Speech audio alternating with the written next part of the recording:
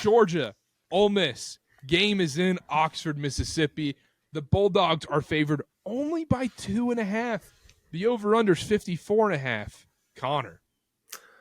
Okay, so I want to start with a little flashback to last week, Georgia, Florida. That game was tied with 5 minutes left. So I know they won by 2 scores. And they didn't have their quarterback. Correct. And you know what team did have their quarterback is Georgia. 3 picks for Carson Beck. I think Georgia dominated this game in almost every stat if you look at the box score, but those turnovers and short fields and Carson Beck shooting them in the foot really made this game closer than what it should have been. It should not have been that close, and the final score won't tell you that, but it was. It was tied with 5 minutes left.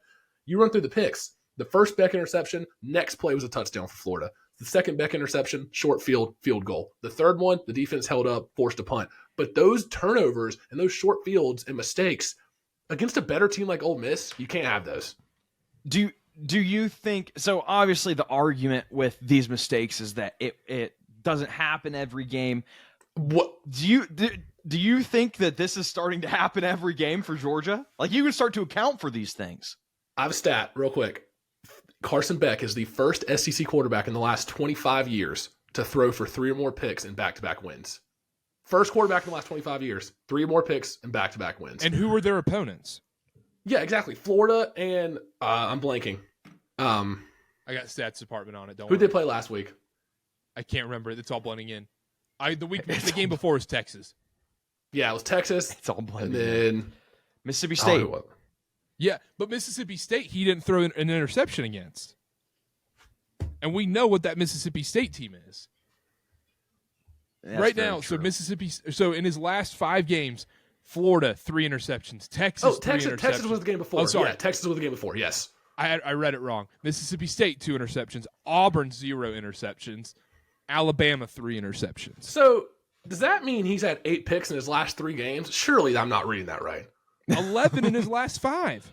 Well, you want to hear another stat? Carson Beck, when hurried, the last 2 weeks. So Texas game and then this past week against Florida. When hurried, 5 for 20, 17 yards, 4 picks when hurried.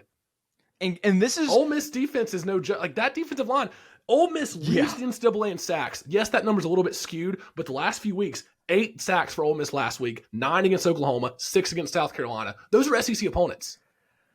And this isn't... I love what you said about the hurries there. Like, Carson Beck's passer rating when pressured, 41.4. I mean, it is just awful. You brought up Ole Miss's defensive line. I'm looking at a defensive line here. No guys on this line have a rating under 77.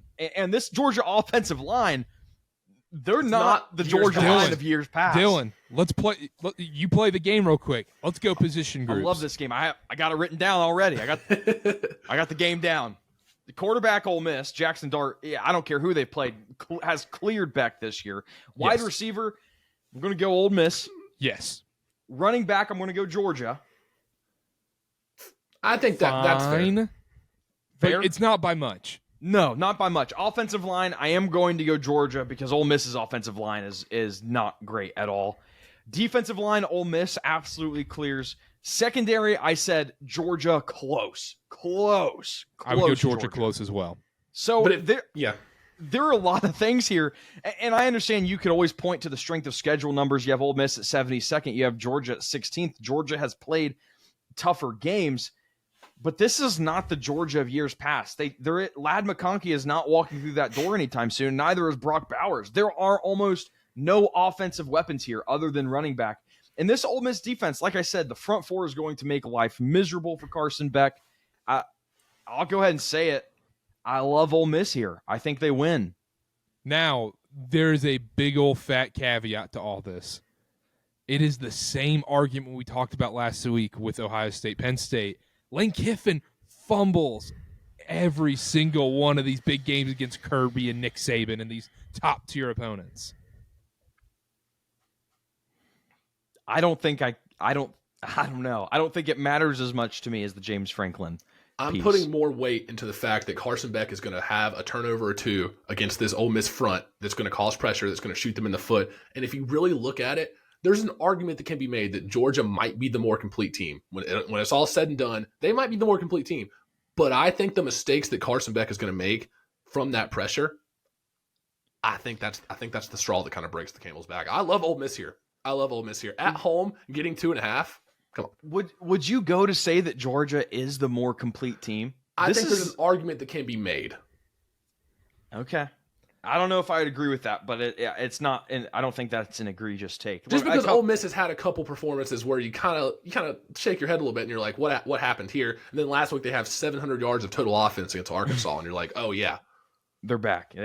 They found it. The couple things I want to hit on real quick. Ole Miss's O-line, like I said, it's really bad, but they do make it work against teams that don't have an elite pass rush. And Georgia's pass rush is the 64th rated in the league.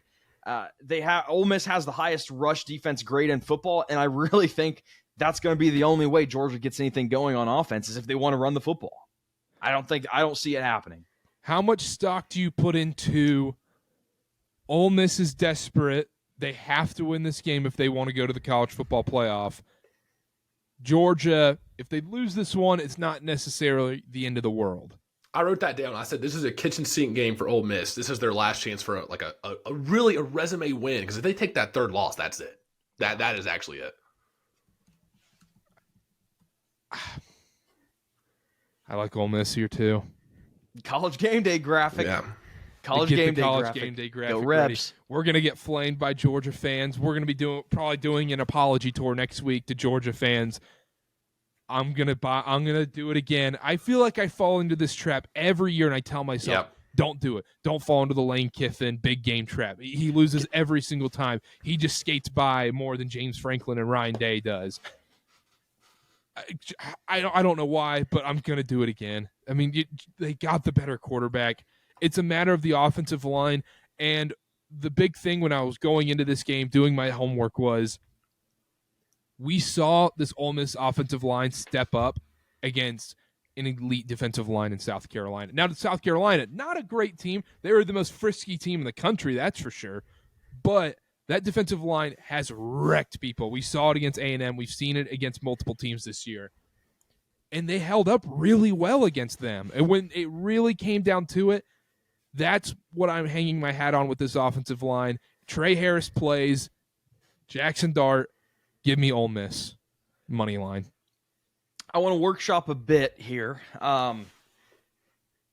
Based on the outcome of the election tonight, do we just blindly take SEC overs if Trump wins, and then we take unders if Kamala wins? Are they going to be getting up for the games? Well, if we their might guy have doesn't to win? wait for like week 14 before we know. So I guess true. we'll see the matchups for that week. Yeah, That's fair. That's if fair. Kamala wins like the blue wall states or whatever, Michigan, Wisconsin, Pennsylvania, how do we bet those games on Saturday? I think I'm going to take every service. service academy and just call it a night. There we go. That's the move. There we go. Score prediction, Dylan. I'll go Ole Miss 31, Georgia 24. Connor. You took the words out of my mouth. I'm going to go Ole Miss 31, Georgia 21. I'll go Ole Miss 27, Georgia 24. Here we go. Picking That the won't upsets. backfire. This is going to, you know what? There's no way Kirby Smart sees this segment and then that's the bulletin board material. And he's like, you guys picked against us. The Carter Cast Network picked against us this week.